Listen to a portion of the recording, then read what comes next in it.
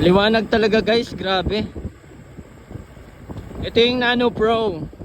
Good day mga riders, and for today's video gusto ko lang pong i-introduce sa inyo yung tatlong TDD Rogue series. Itong tatlong motorsiklo na nakikita po ninyo ngayon sa video, ang NMAX po ang nakakabit dyan, yung pinakaunang Rogue nila, yung Rogue Phantom. Tapos dito naman po sa ating Aerox version 3, ang bagong-bago nilang nilabas na TDD Rogue Nano. Tapos syempre meron pong TDD Rogue Nano Pro na dito naman po natin ikinabit sa ating ADV 160. So meron na tayong review nung TDD Rogue Phantom. Ang susunod po nating i-review mamayang gabi yung Rogue Nano at saka Rogue Nano Pro. Ito po yung mga bago nilang labas, new arrival nila, and murang-mura lamang po ito sa kanilang page. Ito yung Nano guys. Grabe, liwanag.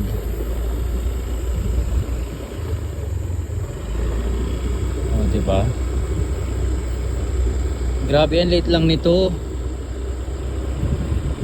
Pero ang liwanag. Yan siya, oh. Stuck yan. Ting high.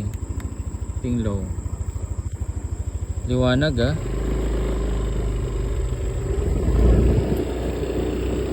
Ayan, oh. Sakop din niya guys yung buong kalsada. Ayan. So nakababa yan kaya hindi makasisilaw yung kasalubong. Ayan, oh, grabe, oh. Liwanag. Diba? Ayan, so dito meron ng ilaw. Tingnan natin, stuck to ha. Ito yung low. Oh, white yung low niya. Yan.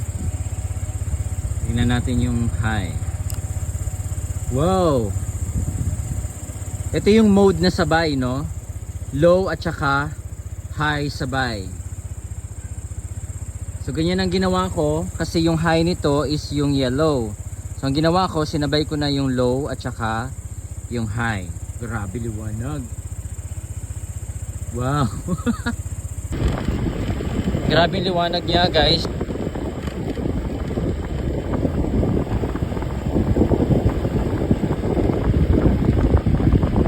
Grabe yung high. Kitang kita, oh. Ang lawak, tagos na tagos to sa mga bundok guys. Ang ganda pala ng ganitong combination na yellow yung high, no? Tapos sabay sila, yung white yung sa baba. Kasi tingnan nyo, grabe yung liwanag. Wow! Grabe! At may ilaw na, tumatagos pa din. Ano yan? Daga? Ang daga, oh, kitang kita yung daga. Ayan, oh, ayan yung low. Stop tayo para matry natin yung high. Oh, grabe, oh. Grabe yung high. Liwanag talaga guys, grabe. Ito yung Nano Pro. Yan siya kaliwanag. Yan yun. Wow, grabe.